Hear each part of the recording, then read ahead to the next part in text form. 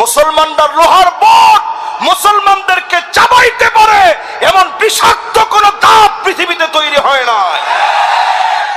আল্লাহর নবী নিজে জানায় দিলেন স্বৈরা শাসন চলবে। আজ পৃথিবীর দিকে তাকায় দেখে 2 কোটি মুসলমান মার খাচ্ছে।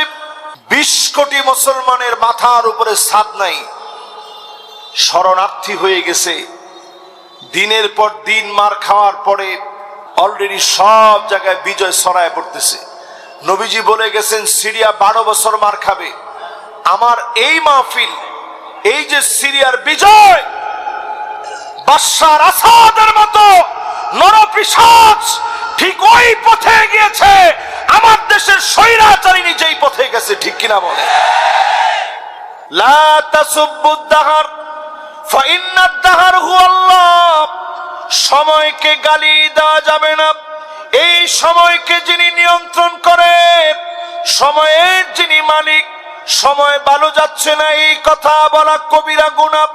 সময় কখনো খারাপ হয় না, আমার আপনার বৈশিষ্ট্য খারাপ হয়ে যায়, মুনাফিকি বৈশিষ্ট্য ঢুকে যায়।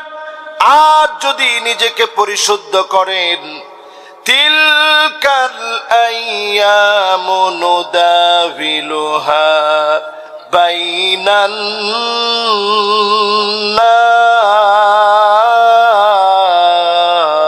নাস।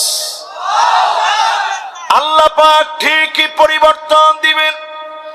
সময়ের কসম করে আল্লাহ বুঝায় দিলেন, এই সময়কে যদি আপনি কাজে লাগান, আগামী দিনে অবশ্যই যিনি আমাদেরকে কবুল করবেন তিনি কি?